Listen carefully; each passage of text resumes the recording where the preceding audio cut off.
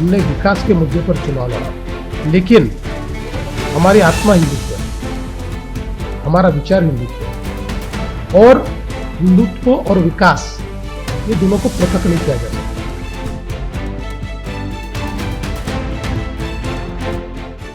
देखिए, महाराष्ट्र में मैं हर गांव गया हूं, हर बड़े शहर गया हूं, जहां चुनाव हो रहा है वहां मैं गया हूं और मेरा आकलन है, लोगों ने मन बनाया है। हमारी जो महायुति है इसके साथ महाराष्ट्र की जनता रहने वाली है। हम लोगों ने चुनाव में सीटें भी अच्छी दी है।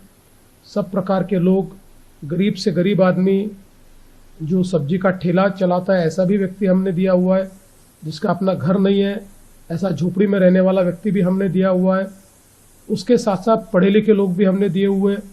बड़े पैमाने पर ग्रेजुएट्स, पोस्ट ग्रेजुएट्स, वकील, डॉक्टर, पीएचडी हम लोगों ने दिए हुए, प्राचार्य हमने दिए हुए। तो एक प्रकार से उम्मीदवार भी हमने अच्छे दिए और प्रचार भी हम लोगों ने बहुत सघनता के साथ किया है। केवल सभाएं नहीं, तो हम लोगों ने टॉक शोज भी किए, हम लोगों ने रोड शोज भी किए और जिस शहर में हम गए उस शहर में हमने लगातार उस शहर के विकास के बारे में बात की।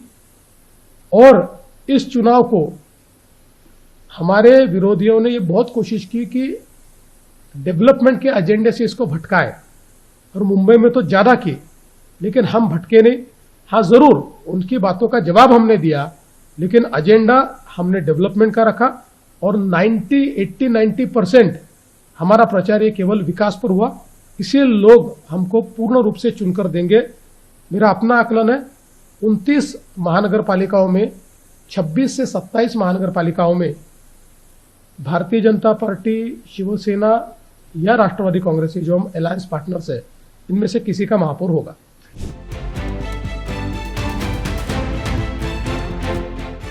हमने विकास के मुद्दे पर चुनाव लड़ा, लेकिन हमारी आत्मा हिंदुत्व है, हमारा विचार हिंदुत्व है और हिंदुत्व और विकास ये दोनों को पृथक नहीं किया जा सकता।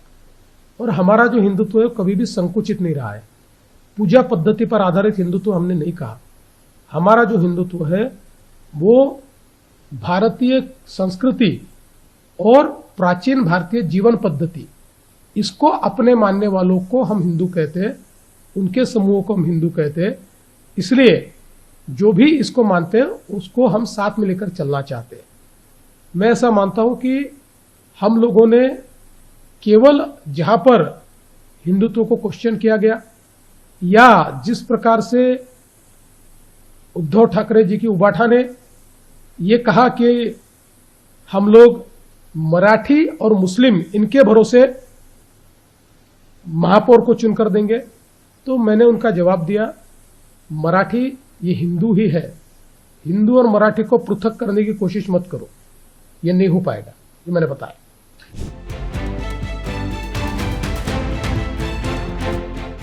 ये चुनाव इस बात को ही अधोरेखित करेंगे कि महाराष्ट्र की सरकार पर लोगों का विश्वास है और विशेष रूप से महाराष्ट्र की जनता ये प्रधानमंत्री मोदी जी के साथ है।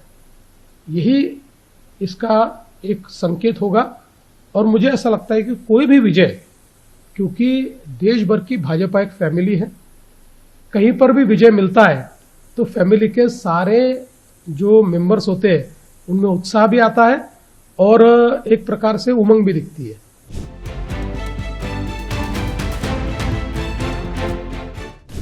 कोई कंफ्यूजन नहीं है, कोई खींचतान भी नहीं है।